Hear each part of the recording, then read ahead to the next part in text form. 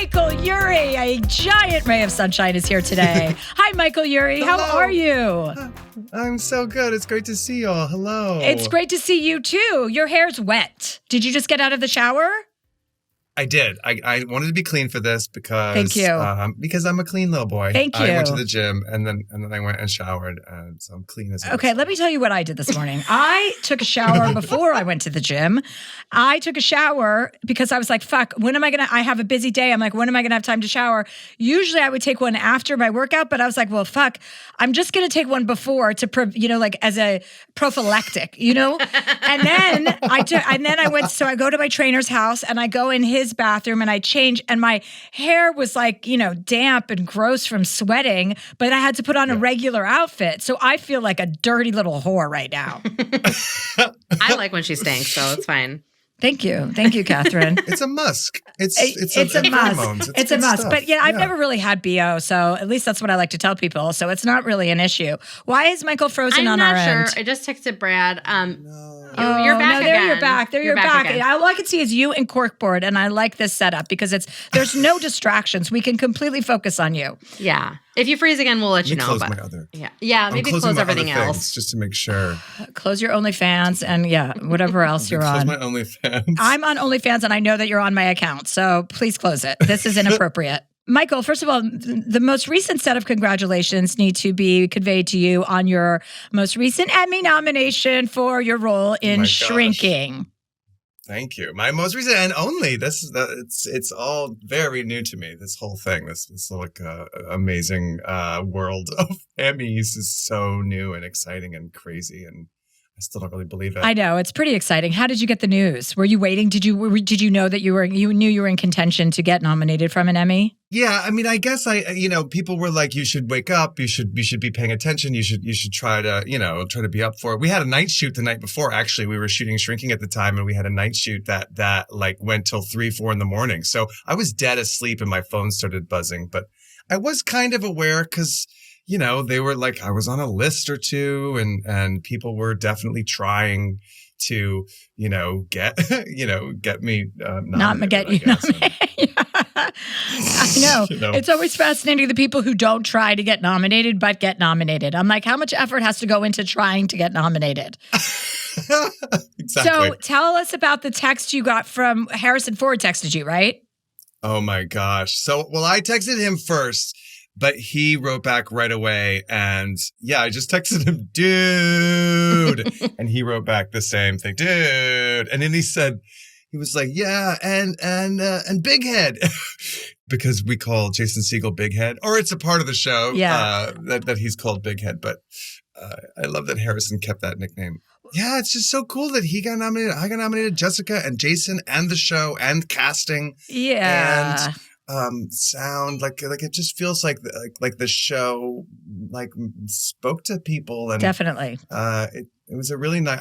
So then that day, so I woke up to my phone buzzing, and then that night we had our last night of shooting. Actually, it was our wrap day, and so we all got to be together and sort of celebrate together. That's so nice. It's such a nice show to watch. It feels like that you guys have such a nice vibe between everyone. Your character is great. I mean, it's a perfect it's just so I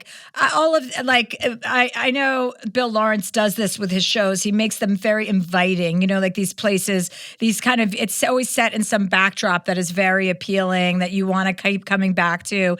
And the neighbors are walking over to each other's houses. I don't want to give any of my neighbors any ideas that I would be interested in that. So that's all we'll say on that front. But this is just your most recent success because you have a huge, huge, long history. Like you've done so many shows from Ugly Betty to Younger to Broadway. You're in Oh Mary now, which everyone can go see on Broadway, which is fucking exciting. So congrats on all of that too. And I know that you, before we get into any of that stuff, I know that you've had a very long romantic relationship with Barry Manilow. Yes, thank you for asking. Yes, I'm a Fanilow, more than a Fanilow. I am an Ambassilow. Wow. I bring people to him. I introduce. I make virgins, Fanilows.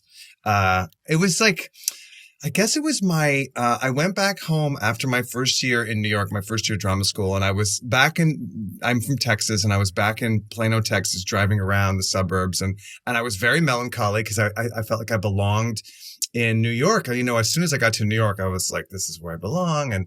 And going back to Texas was really weird that first summer. And there was a new Light FM station in the Dallas-Fort Worth Metroplex, and they were playing a lot of Barry Manilow. And I'd heard him, but it was really speaking to me this summer.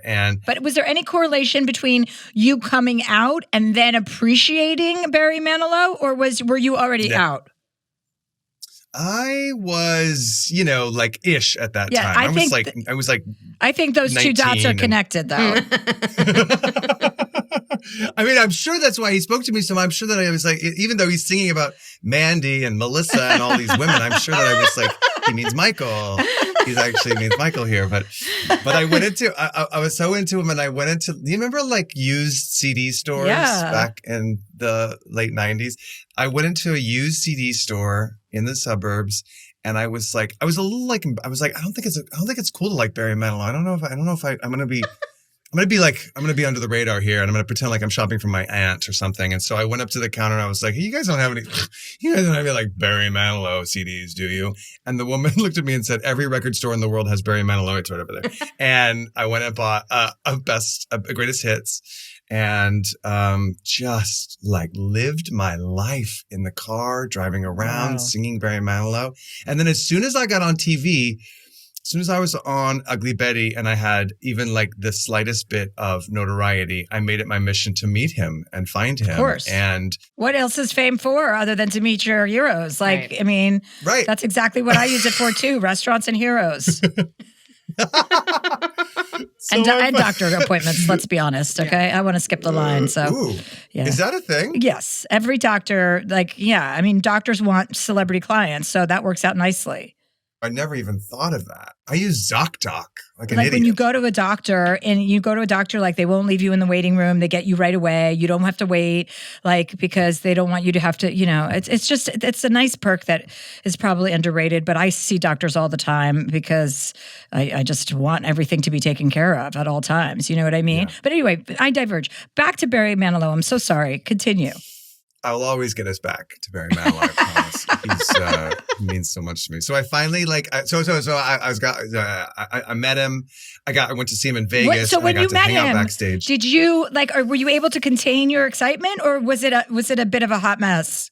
It was, I played it cool. I have to say, I did play it pretty cool. I was with some friends who were, not as big a fan as I am. Nobody is. And we'd just seen the show in Vegas, and they brought us backstage, and everyone was really nice. And it was like someone in the band's birthday, and they were singing happy birthday. And he has a vineyard, so we were drinking Manilow wine, and he couldn't have been cooler.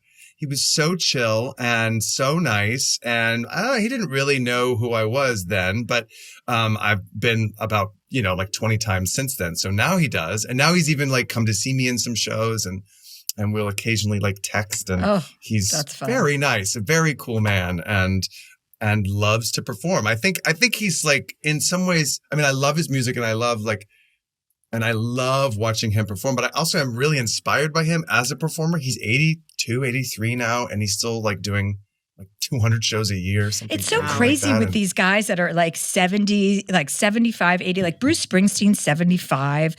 Paul McCartney's something 79, I think.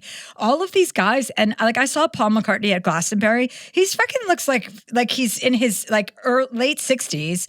He's bopping around, going from concert to concert, show to show.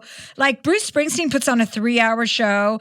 Mick Jagger, all these old guys. Now there must be stuff that you can take that just keeps you young. I know there is, because I'm fucking taking it.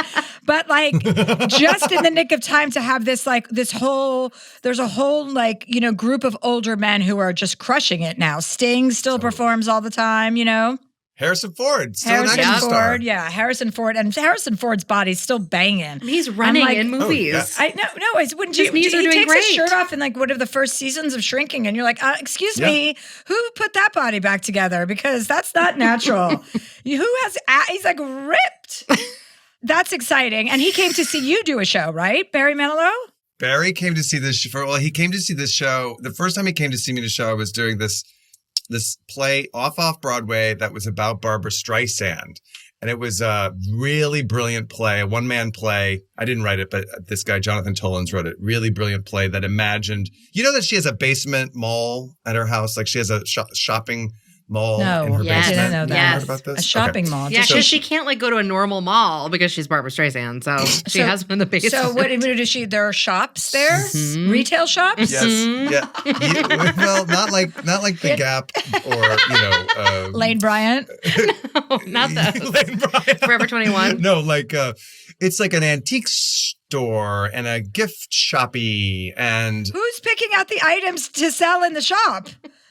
This is a very good question. It's her collectibles. It's like dresses that she wore in movies. And dolls. She's collected all these dolls. There's a doll shop and there's like a yogurt shop, like an actual yogurt shop. And so it's this it looks like a European arcade, and it's all in the basement of one of the homes on her property. And she did a book, like back in 2010 or 11, a coffee table book of this house, this huge, amazing house, and all the different homes on the compound, and this mall is chronicled. And this wonderful writer, John Tollins, was looking at the book with friends, and he was like, "How'd you like to be the guy who works down there?"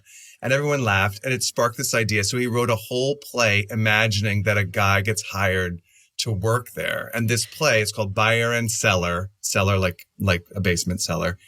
And it imagines this guy gets hired to run the shops, and he has one customer, and she comes down and pretends to shop. And then it goes on, and it's like not just, it's like, and it's all imagined from his mind, and people would come who know her, and they would flock to it. I mean, people who know her kind of flocked to it, and they were always like, "How did you know? How did he know that she was like this?"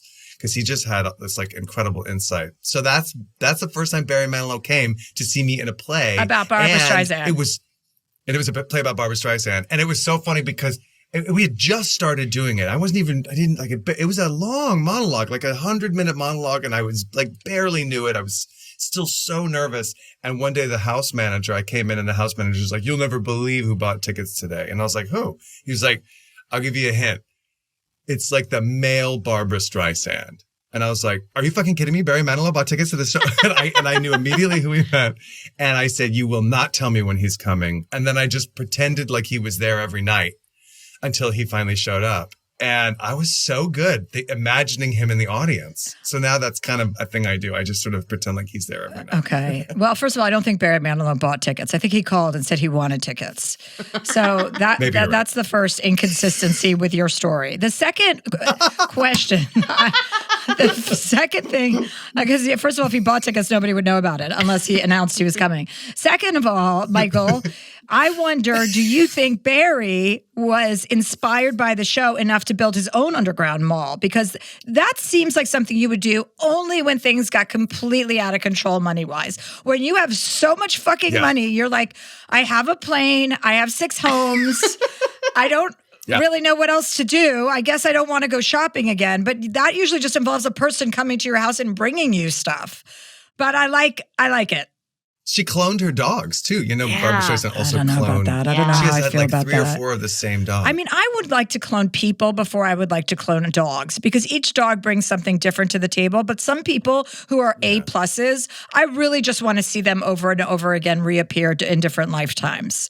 Like young again, like a young Barry Manilow again, for example, just as an example. Perfect example. Exactly. That would be your choice. My choice, I don't know. I'd have to really think about that and narrow things down. Who would you clone? Who would I clone? Well, I don't know. I have to put thought into that because that's a serious question that I just posed myself. Yeah. Maybe we'll circle back by the end of the episode. Maybe by the end of the episode, something will dawn on me. Something will dawn on me. But like dogs, because it also doesn't make sense because they don't have the same experiences as the dog before them. So even when you think you're cloning them, they're going to be a slightly. It's like twins. They have the same DNA and genetic composition. That's true. But they don't end up exactly the same because of their life experiences. So it's kind of a futile thing to do. But if you really liked the way somebody looked and the way that they walked and like those things, I would go for it. That sounds sexual, and it is. It should be. So, Michael, with all these things that you do, like you first of all, congrats on all of your success, because it feels really good to be successful. And I can tell that you are feeling it and you're having a moment and you deserve it, because you're obviously a really hard worker. I don't know how anyone does anything on Broadway. I have no idea how you guys do that schedule. Do you have to just give up everything? Kind of. I mean, it's kind of even though this play is only like 80 minutes long, that O'Mary that we're doing right now, O'Mary is only like 80 minutes long, but you do kind of have to plan your whole day around the idea that I got that thing later. Yeah. That's going to be a lot of really concentrated energy. And sometimes energy. Twice a day. Mm-hmm. Yeah, sometimes twice a day. And actually on this show, it's really fun. We do it at on Saturday, we do it at 5 p.m. and then we do it immediately again at 8:30, which is so cool, actually, to do it back to back. Right. Because sometimes you do it at 2 and then you don't do it again until 8 and you're like, all right, what am I going to do now? Right. I got all this energy and all these endorphins running through stuff like trying to sleep and eat or whatever. But it is a crazy, and I love it so much. I love being in theater so much because it's so exciting to tell a whole story to a group of people in the same and be in the same place at the same time. Because you make a movie or a TV show and it's really fun and it reaches way more people, obviously, but you're such a cog in the wheel and you're not really part of you're like a part of the storytelling. You're not part of the whole story.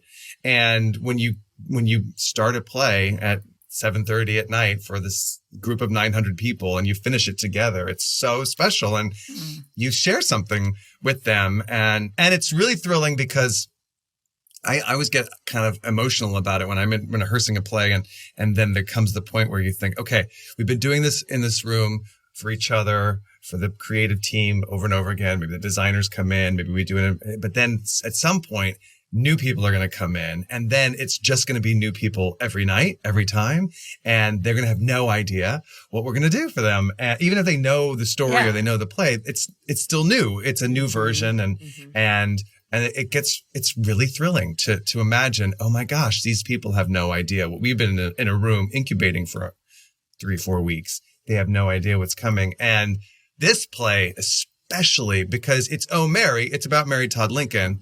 People know that coming in, that it's a comedy about Mary Todd Lincoln. And the premise is that she's kind of a belligerent drunk who wants to be a cabaret star. And that's kind of all you really get. And then the story kind of just like, out of the gate is hysterical and crazy. And there are a lot of twists and turns.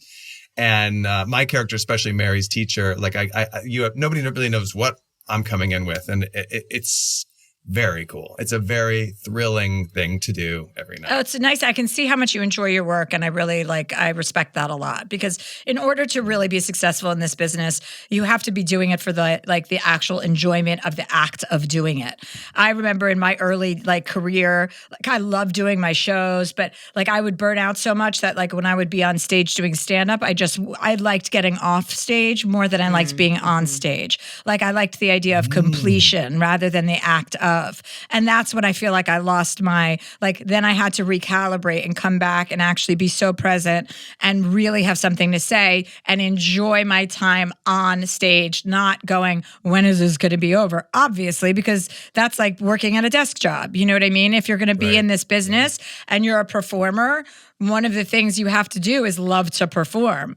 You can't just love all the other things that come with the recognition. Did that come around for you? Did you come around? Yes. I took a long break from the stand-up.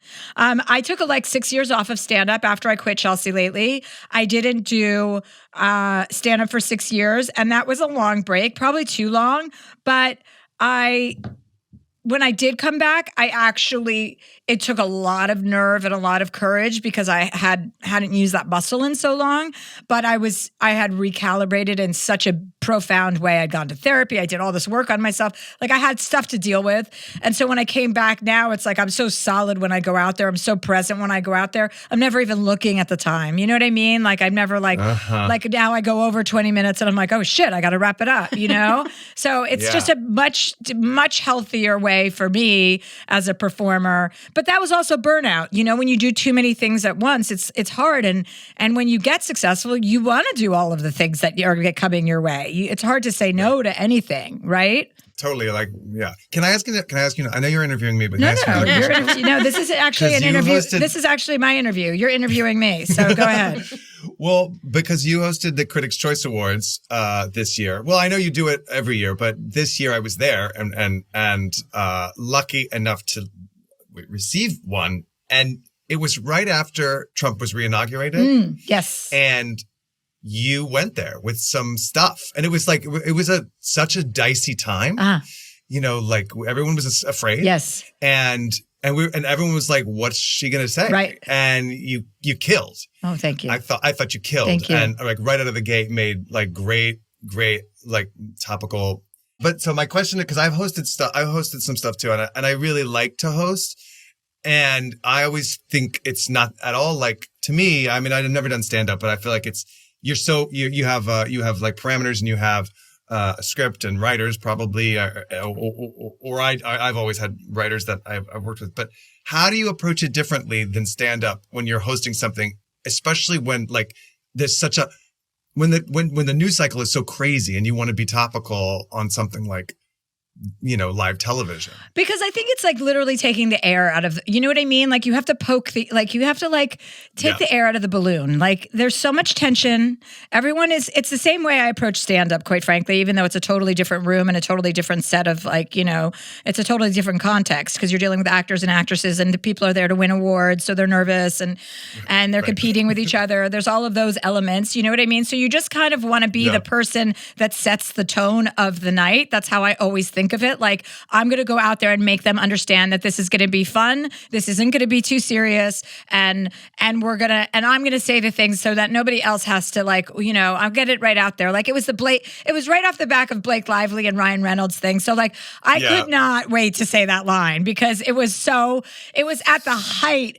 I mean, I don't know. I think it even went higher after that because there was such a crescendo with all of that drama, but I had to say something about that because that with the backdrop of what we were experiencing politically just felt so inane, right? You're just like, wait, there's accusations of sexual misconduct, but that's very blurry. And everything she seemed to be saying, he was refuting. And I'm like, wait, guys, we have a huge crisis that we're dealing with. Can you seriously get your shit together so we can fucking focus on the loss of democracy? You know, that was before we were losing democracy. So yes, I appreciate the question because it is a different skill set a little bit. But the bottom line is like when you are hosting one of those things, you are the leader and the conductor. You have to set the tone and then everyone will follow. Nobody else wants to be in charge of that. No, it's, I used to be like, I'll never host an award show. And I'm doing it again this year. This will be like 4 years in a row, but it's the perfect award show for me because it isn't the Oscars where it's really serious. And if somebody loses, they leave, or like it is kind of the Critics' Choice is more of a party. It feels that way anyway to me. Same with the Golden Globes. That seems like more of a party. But this is the question I wanted to get back to you about. Okay, we can talk about me again, I guess. Yes. I just wanted to add, one of your jobs prior to booking Ugly Betty was medical marijuana testing. I tried to get that job like so many times. I'm not joking. Like whenever there's this, you know what MAPS are? Like that company, it's not Weed a company. Maps? No, MAPS, like, the psychedelic kind of organization. Okay. I'm going on a boat with them to Antarctica. So, I mean, who knows if I ever come back. But I'm going on this trip to Antarctica with like 100 people, and they're all like, it's all about psychedelics and the healing effects. But I have tried so hard to be the person that tests drugs, medical marijuana. Maybe 10, 15 years ago, I was interested in testing that. And I'm always like, bring me the drugs. I'll do them because I'm like a horse. Like I can take a lot of drugs and still be standing. So how did you get that job, and why did I get it? It was in the Village Voice. It was like that's why I didn't get it. That's why I didn't get it. Fuck! It's always the Village Voice. Yeah, it was like, and it was always it was a joke. We would always joke about it, like they have these ads in the Village Voice. Are they real? And I just answered one. And actually, my good friend, my dearest friend, and I, we were roommates, and we both answered it. And he had this kind of like brain thing. It's not that serious, but at the time he was like having some seizures and stuff, and so he did not get accepted, and he was so pissed because he had this one little tiny anomaly, and I did get accepted, and I would go in It was wild. It was a wild thing. I would go into a hospital and I would sit in a hospital room, and it was a double-blind test. So they would, the person administering it to me did not know what they were giving me. And it was always a different level of strength. So like one time I got just high as fuck, and I was so stoned, and I was like loopy, like rolling around in the hospital, playing with all it's the even better to be things. in a hospital. Another one of my favorite things is a hospital. I love hospitals. You love hospitals? I love being taken care of. Job. I love when people are attending to me in a medical way. I love when I can pretend that I'm in pain and then they bring me something. I love that whole setup. It's safe because nothing's. It was so safe. What could possibly go wrong in a hospital if you're stoned and high? It's like they're going to come and help you. Absolutely. And she stayed with me. She was very cool. This young lady stayed with me, and she, made sure, and she was sort of, and I remember when I would get really high, the days I would get really high, I'd be like, I think it's double blind, but maybe it's not. Maybe that's just what they say. And she, I get paranoid, and then I would take these tests. So they would put me in front of a computer, and I would take these like cognitive tests that were like a shape would pop up. It's a triangle or whatever, and fill in the blank. And sometimes I was really good at it, and sometimes I wasn't. And then there were days when it was like a placebo. So they'd give me a joint. That's what I was just going to ask. I was just going to ask. I would be pissed about that. Yeah. And I was like, well, this is nothing. I can tell there's nothing going on here, and I'm bored. And then sometimes I wouldn't do as well on the test because I was like cranky and bored. And then they would feed me hospital food. Oh, well, that's okay. That's where Uber Eats comes into the picture, but you probably didn't have that then.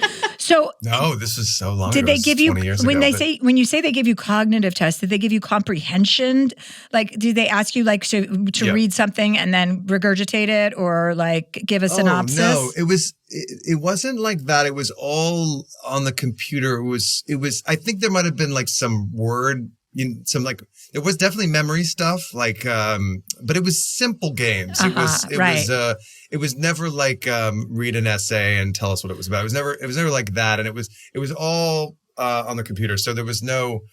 It was always multiple choice or fill in the blank. Because like when I'm stoned, like lately I've been staying at a friend's house because I'm waiting for my house to be done. And I take an edible usually around like 6 or 7 p.m. just to like set the tone for the night. And then if we watch a show and if it's not the most compelling show, she'll be like, wait, what just happened? And I'm like, I have no idea. Like I cannot tell you what we're watching. I don't know what situation led to the situation we're watching. My comprehension skills are like, but if I knew I had to pay attention, I would. I just am in La La Land. You know what I mean? Which is totally. So I always wonder, I'm like, I should take a comprehension skill and see if I had to pay attention, if I could under these conditions.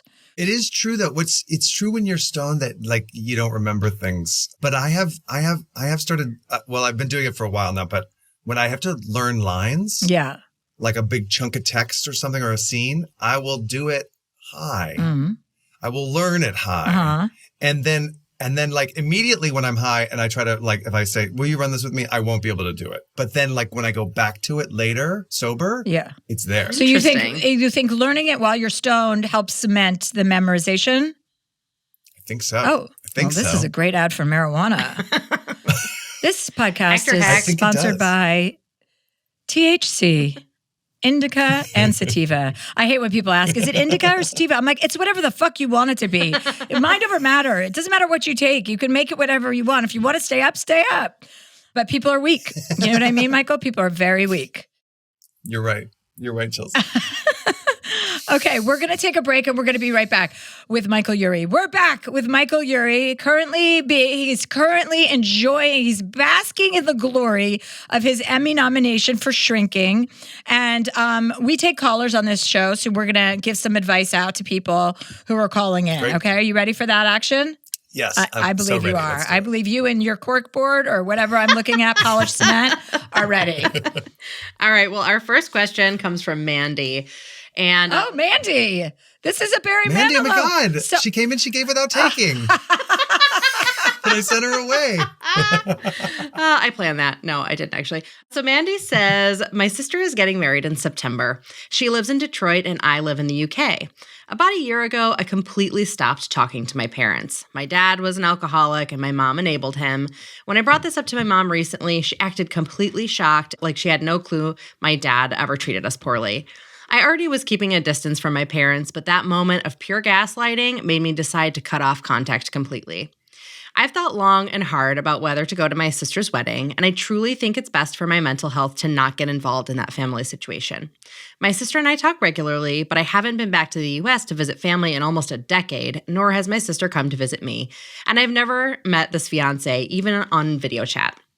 My sister has asked me to be her maid of honor. I sort of said yes, although I had explained to her that I would not at all feel bad if she gave the role to her best friend, since I wouldn't be there or be doing any of the maid of honor jobs ahead of time. I know that I need to tell her sooner rather than later. I'm just not sure how to tell her. My family has this whole passive-aggressive vibe, and I don't want her to freeze me out because of this. My inclination is to lie and say I got a job offer and I'm not going to be able to take vacation time in the first 6 months, but any advice? Sincerely, Mandy. And this one's just an email. Okay, Mandy, I'll go first for this one, Michael. Mandy, Great. first of all, I think you have to go to your sister's wedding. You have to, you don't have to stay there for 5 days or 3 days even. You can fly in the night before if you want. If you want to avoid your parents, I understand that. But you said yes to your sister, and that's your sister, and she's getting married once. And you already kind of committed. So to say you got a job is a way to end, it's like a relationship breaker. Now if you back out, that's not good. You already told her you would do it. And follow through is kind of like 90% of life, in my opinion. I think you have to follow through on your commitments. And I think you have to take your baggage that your family has, your family baggage, and literally just be above it for the duration of time that you're going to be home for your sister's wedding. Suck it up, demonstrate what a good sister looks like, and then get the fuck out of there. Don't get involved in any drama. Be a great bridesmaid. Do anything you can for your sister. Let her know it's like you can only come in for a limited amount of time. I mean, you're coming from the UK, right, to America. So maybe it's only 3 days or whatever, but you're going to feel better for doing it than you're going to feel for canceling on her. That's going to create a bunch of drama. I promise you. Michael, what do you think? I totally agree. I think you're totally right. I also think, especially the lie, the possibility no of lying. telling a lie. First of all, you just told it on this podcast, which is, what if she finds out? Well, this is a write-in. It could be anybody, and also she probably used a fake name, Michael. Yeah. So so just cancel those. It's so specific. Well, it is. It's such It is specific. Yeah, Actually, I don't know why I'm defending it. I fucking say shit all the time that I think no one's going to hear, and everyone fucking hears On it. your own podcast. On my own Listen to podcast. this show. I'm like, yeah, exactly. My sister's like, why are you talking about our problems on your podcast? I'm like, where else am I supposed to air my dirty laundry? But yeah, when you make a commitment, you got to follow through on a commitment. That's like being an adult and a grown up and everything that's important about, having a good kind of moral compass. Yes, I totally agree. And I also think lying is, white lies are one thing, but that's a major lie. Yeah. And it's just it's always, I just think lying is so dangerous because the truth is always easier to remember. Yes. And it's a long life. And also, how does somebody feel when you say, "Oh, sorry, I got a job. I got a job offer. I can't come to your wedding"? It's like that's kind of like a lame excuse for a wedding. Should be, paramount to a job offer, especially when it's not like she's talking about what sounds like a freelancer type situation. Yeah. Anyway. Yeah, and you made a commitment, and it's and take the high road. Yes, your sister. Yeah. You'd be the better person for taking the high road. Yeah, because if you're the one who's a victim of gaslighting, and you're like, I can't believe I was gaslighted. It's like then you're a victim. Are you a victim? Do you want to be a victim, or do you want to be on higher ground? Yeah, and you can even express your concerns to her, like, hey, can we maybe make sure I'm not sitting next to mom and dad for a lot of this, and then also make sure to maintain your autonomy. Like it's easy to be like, I'll stay with a family member or my sister or whatever and ride with people. No, get a car, get a hotel. Make sure you can have your own space. And get a hooker. Bring a hooker to the wedding. That'll be a great way to not get invited back. All right, Mandy. That's really good advice, having your own car. Yeah. That's such a good In general in life, to anyone who's listening, if you can, get your own car. Yes. Yeah. That way you can escape if you need to. Always get a car. All right. Well, Mandy, let us know how it goes. Our first caller today is Mitchell. His subject line of his email is, I'm definitely the asshole. Hello, I'm a 36-year-old man, and I've been with my husband, 40 years old, for almost 10 years, married for 5, and we've never had sex. When we first met, he would give me a peck on the lips occasionally, never with tongue. And the only time he would try to do sexual things with me or even French kiss is when he was drunk. After about a year of being together, I started cheating. I was looking for what I wasn't getting at home, and I'm 100% positive that I'm the asshole for this. I feel like a piece of shit for the amount of times, which I can't even count, that I've cheated on my husband. Him not being intimate with me is not an excuse for cheating, and I'm well aware of that. I was attracted to him and wanted a sexual relationship with him. This is something I made very clear from the beginning, and I always let him know that I thought he was sexy, I wanted to be intimate, but he seemed very uninterested in that part of our lives. I've asked him multiple times why, and he says, I've just never been very sexual because I don't know what to do. So much time has gone by, and now the attraction I once had is gone. It's taken away my confidence in myself. Not having someone want me in that way has left me feeling unattractive and worthless. About a month ago, I asked for a separation. I was so afraid to do this because he's the breadwinner. He does 100% not want a separation and thinks that therapy and still living together will work, but I disagree. I think I need to learn to be financially stable on my own and know how to make it in the world without someone there to pick up the pieces. I also feel so bad about the horrible husband I've been to him.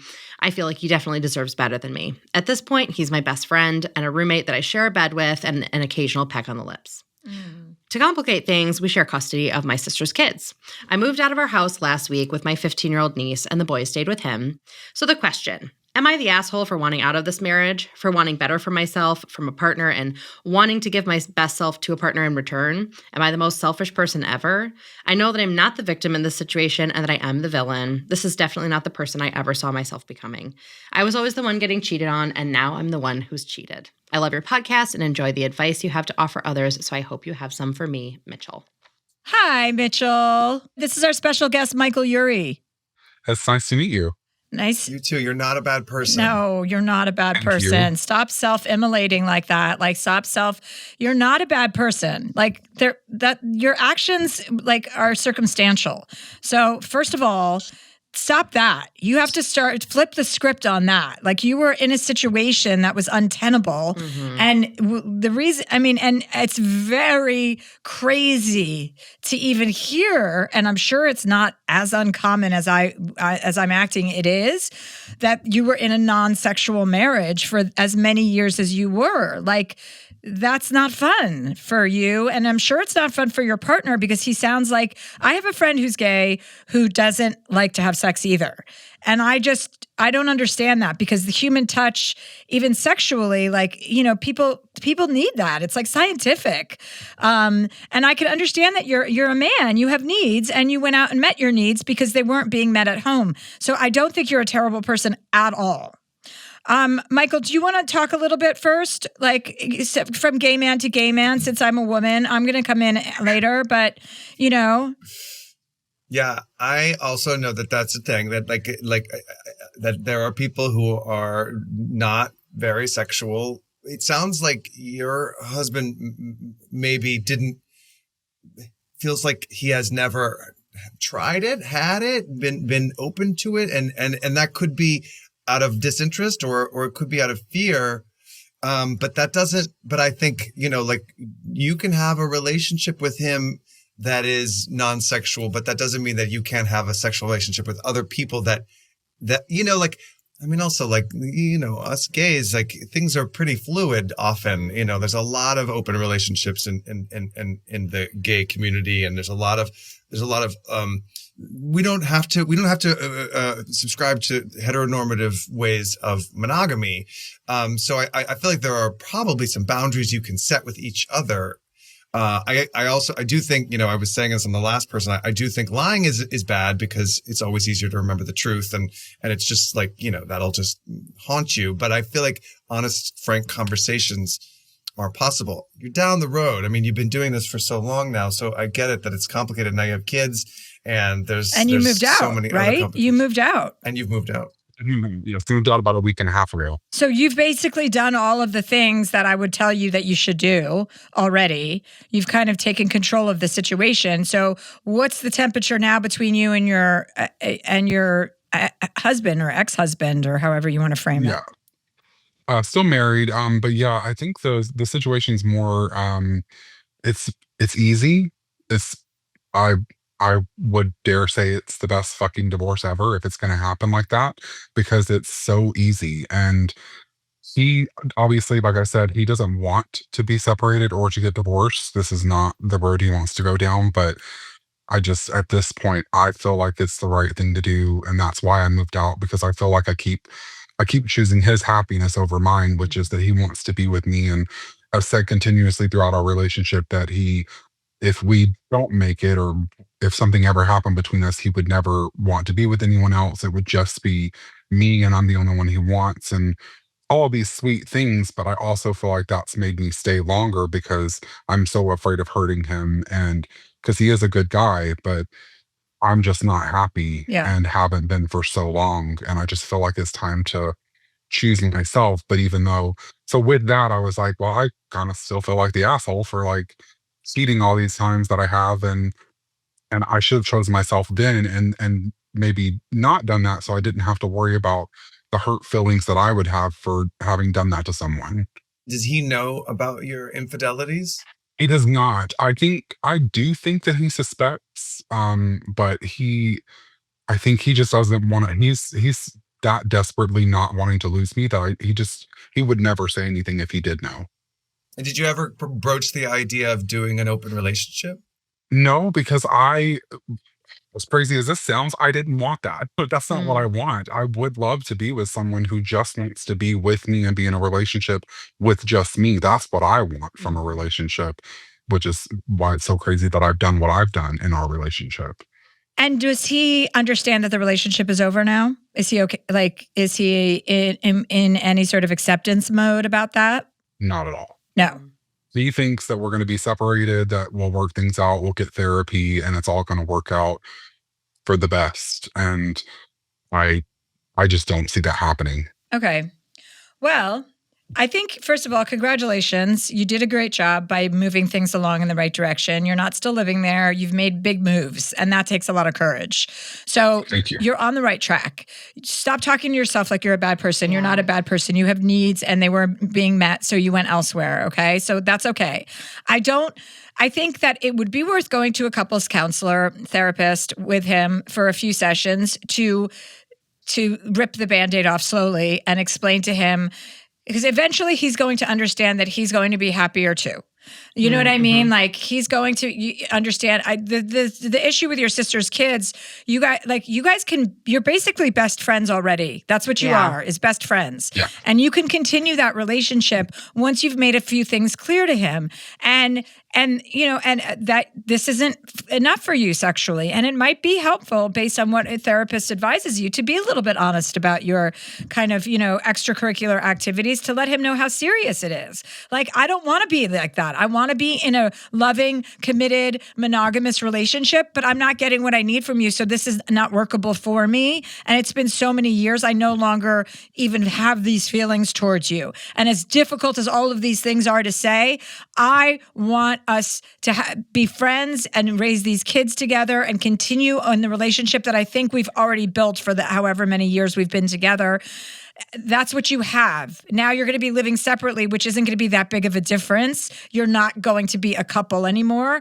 And I think that with the right therapist, like, you do 3 or 4 of those sessions, it's kind of like exiting a relationship, if you think of it like that, and make your intention clear. Like, I want you to be in a better headspace about this. I think we should go to a therapist. And when you sit down with a therapist, they're going to say, are you here to save the relationship, or are you here to leave the relationship? You know what I mean? And you have to be honest, because lying to someone to save their feelings is not helping them. Yeah. Yeah, I think that's really good advice. You know what I mean? It's hurtful. It doesn't feel good, but it's like, it's important to let that person move on and start to heal from their pain. They have to understand that it's a real situation. And, and if you have to, I wouldn't say you've had zillions of affairs. That's not necessary. But you can say, yeah, I've actually had to have my needs met elsewhere. Like, I didn't get married to kiss someone on the lips. I'm so sorry, but like, that's not enough for me. And I wish it were. I tried, and it's not. Yeah. And I think you got to work real hard to forgive yourself, even if forgiveness, if you don't tell him about the infidelities, like, you don't need forgiveness from him. You just need to forgive yourself. Yeah. Do you think he really doesn't want to be a sexual person, or do you think that there's a hang up? I mean, I've looked into like asexuality and maybe thought that's where he was. I mean, he's been with women before, and then he had been with a couple of guys before he met me. He came out really late in life, where I came out when I was 13. So that was I, the weird thing is I've never questioned a gay man's sexuality and thought maybe he's straight. So but I've asked that a lot Yeah. throughout. Did he enjoy straight sex? As far as I know, it was good for him. I mean, we haven't really talked too much about that. But with us, it's like, I guess that's the part that's weird to me. It's like the not getting or only getting sex or sexual things whenever he's drinking and drunk. I mean, drunk to the point where he passes out, in the middle of trying to do anything sexual with me, or even the kissing is weird, and it's like I don't know if he's just afraid of doing it and he's that insecure with himself. Maybe I really don't know. I've asked myself all of these questions, but I can't pinpoint. And he won't ever say. The only thing he ever says is, I just don't know what to do. And I'm like, well, let's do this and try this, but he will only do this or try this when he's drunk. Was coming out hard for him? That's the even crazier thing. His family is amazing, and they all were like super accepting of him and loving and caring, and all the opposite of what the hell I thought. So it can be just as much of a mindfuck as having to fight your way out, I think, because this is like coming out of the closet. There's no easy way to do it, even if it goes well or goes badly. We're doing it every day in this society. You come out of the closet every single day, and we all have hangups. And when we're gay and we spend all of this time pretending we are not for however long, whether it's until we're 13 years old or 40 years old, that is a period of time when you are completely lying to everyone, including yourself. And so the hangups are totally natural and not to be ashamed of. And maybe there's a world where he doesn't like gay sex and he does only like straight sex, but he loves you and he wants to be with you. The other thing is also, you're not attracted to him anymore, is what you said in your letter. So it's like, even if he were to kind of work through this, or you guys would go to a sex therapist and they would try and help you guys push you along a little bit further sexually or anywhere, basically, you've lost your mojo for it. Because otherwise I would say, okay, exhaust all efforts, but that kind of ship has sailed, So I would really just focus on the children, of course, and focus on yourself and forgiving yourself. And no, you're not a bad person at all. People do. That's not the worst thing in the world. Yeah, I just want to give you a lot of love and a big hug, and good for you for knowing that you have to choose yourself. If you want to have a nice sex life and a real great relationship with someone, those things are both possible. You can have a great sex life in a relationship with someone. So there's no reason you shouldn't do that if that's what you desire. Yeah, for sure. Also, the world's going to end any minute. So you better get out there and have a fucking good time. You know what I mean? Enjoy your life. Please, everyone, listen. Enjoy escúchame. Enjoy your life. All right, Mitchell, will you check in with us in a couple months? Absolutely. Thank you so much for the advice. I really appreciate all of that and the love. So thank you so much. Yeah, big love to you, Mitchell. Bye-bye. Mitchell. Bye, Mitchell. Bye.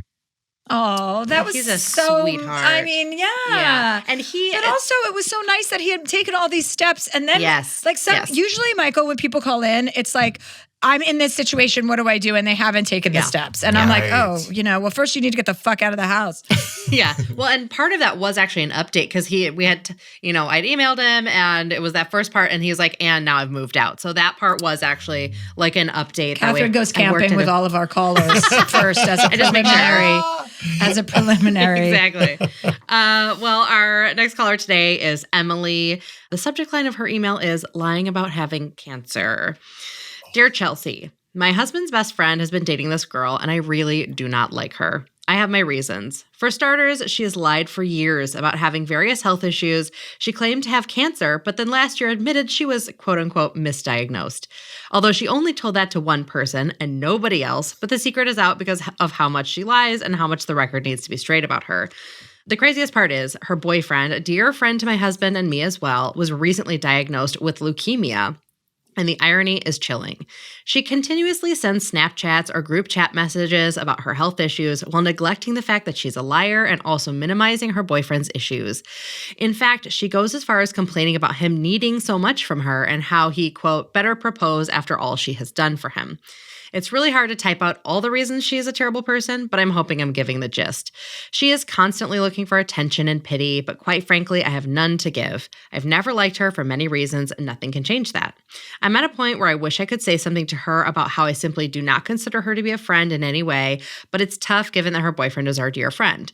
Looking for any advice on how or if I should communicate my dislike and distrust and disinterest in being her friend, or just continue to be fake. She has burnt bridges and created a circle of mistrust around her that frankly I do not wish to surround myself with, but it's hard to draw a line in the sand without communicating something for her to get the message across. Would love to hear your blunt advice. Emily.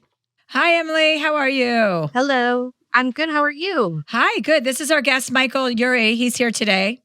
Hi. Hey, Emily. Well, she sounds like a real pain in the ass. I don't like when women act like that. I don't like when anyone acts like that, but it's very, very annoying. I hear you. I would go, yeah, I would be telling this woman in a second what I thought of her, but for what? Like, what's that going to accomplish? You know what I mean? Yeah. It's almost more important that her boyfriend know about her instead of her. She's not going to change because she's got some problems, obviously. No, she for sure has like Munchausen syndrome or something. And it's kind of like what my friends and I are just saying is like, it's not even about her anymore. It's more about like her boyfriend, who is actually our friend and who we care about deeply. So I've, even before kind of chatting with you guys, I've been chatting with my sister-in-law about maybe just addressing things with him and just talking to him and being like, I'm worried about you. Care about you, and kind of just pushing, I don't want to say pushing her off to the wayside, but essentially doing that because quite frankly, I don't really care about her. And I don't exactly. You care about the friend. Explain myself to her. Yeah. And I exactly. wouldn't like, is he on these group chats that she's sending? No, not at all. It's just two girls. It's not to any of the boys that we're friends with, significant others or anybody. So I'm not even sure like how in the know he is about a lot of the things she says and does. And how does your boyfriend feel about broaching the subject with the two of you as a couple, like talking to him? Is he open to that? He is so non-confrontational, and it would come down to me being the bad guy, which I have, like, I'm totally fine at this point, like taking that on because I don't really care what she thinks of me. But at the same time, like, he's very isolated already because of like taking care of himself and then in turn kind of taking care of her right now because of whatever's happening with her and then just not going out. Yeah, I would have a straight up conversation with him and do it without your boyfriend because he's not going to be helpful. Anyone who doesn't he's not going to be helpful. No, I think you should go straight to him and be like, I need to have a real conversation with you and be as direct as possible and show him some of the Snapchats. Just be like, I don't care if this woman likes me or not. Like, I'm invested in you. You can tell her I did this, told you, I don't really care. Like, make it so that it's, you can bring her in here and I'll tell her to her face, you know? Like, your attitude is great because it is, you are caring for your friend. And now that he's dealing with leukemia, the last thing he should be dealing with is some woman who's like trying to get him to propose to her. Like, that's gross. Yeah, and just the mere fact that she's not even like encouraging a better lifestyle. Like I don't. By the way, there's also a show that just came out with Caitlin Denever, or the one about the girl in Australia who faked. Remember she faked all of her illnesses. It was she was like a wellness guru. Yeah, she was a wellness guru, and she pretended she had all these diseases. It was just a huge show on Netflix. Fucking make him watch that. Go, you have to watch this with your girlfriend.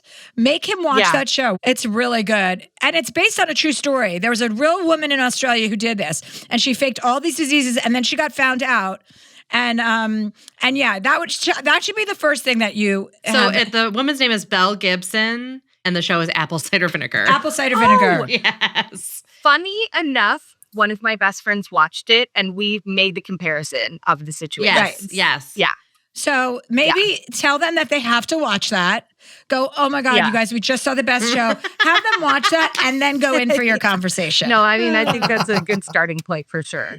This also brings up another question is like, when someone who you love has like a shitty partner and you want to hang out with that person, but not the partner, like, how do you do that? How do you go about being like, we don't want you to bring her to the barbecue or whatever? Yeah, I mean, you run the risk of them, like him canceling you out as a friend. But like, I'm sorry, I feel like being morally, like, upfront is more important than worrying about the repercussions of the truth.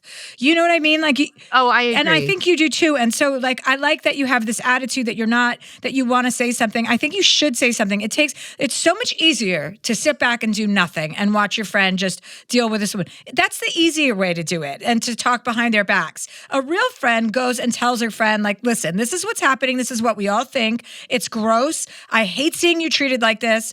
These text messages and these Snapchats are gross. She's faking illnesses. Like, you need to wake up. You're sick and you need people around you who love you and care about you.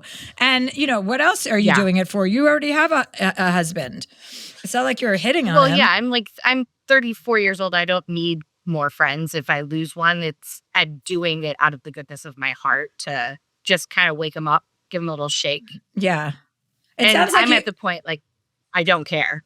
Yeah, right. Okay, good. Well, I worry about my boyfriend caring about the divide it might make, but I think I would go into it with well intentions that it's like, if you want to cut him out, that's your prerogative, but you should dislike me for what I'm saying. This has nothing to do with him. Yeah, absolutely. Add that to the list of things. But I support you 100%. And please follow up with us. Let us know how it goes, that conversation goes.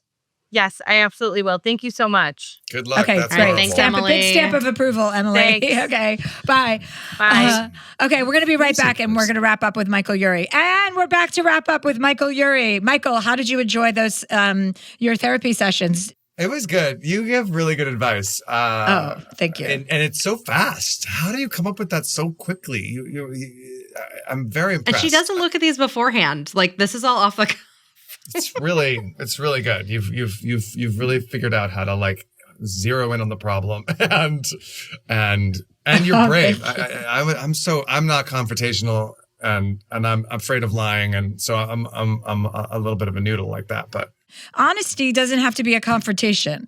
It can be like, I have to tell you something. This is what's happening. I just saw this happen. You didn't see it. It's about you. I want you to know. That's a friend. That's not a confrontation. Going to that girl and going, you're a liar. That's a confrontation. And it's also unnecessary because she's not going to change. Right. She's got big problems if she's lying about having cancer. So, but anyway, listen, we solved the world's problem today. Things are looking up, okay? We needed a bright spot in our day. I definitely needed a bright spot in my day. This was it. This is going to be when I write my 3 favorite things about my gratitude journal tonight. I'm going to say, well, this is one of my highlights, having Michael Urie on the podcast. We had great callers, Catherine, today. I mean, great advice and good, healthy. Good vibes, yes. So, and I just am very delighted to have you. You're a delightful person. Yeah, thank you. I'm such a huge fan. I love this show and I love you. And I was really delighted to be asked. Thank you. Oh, yay. Yeah. Well, I hope I bump into you in person at some point and we can have a nice stiff drink together. Yes. Let's get or high and forget joint. what we did. We'll have a joint. We'll have a joint together. Yes. Okay, Michael, have a great day. Thanks for coming on. Thanks so much. Thank you guys. Bye-bye. Okay, well, that's the end of our episode. And reminding people, we got a lot of feedback on our Yamanika episode. People were loving Yamanika. Yamanika's opening for me in Vegas on August 30th. So if you want to see the two of us in action, we'll be there. Okay, well, we'll see you next Thursday. Bye. Bye.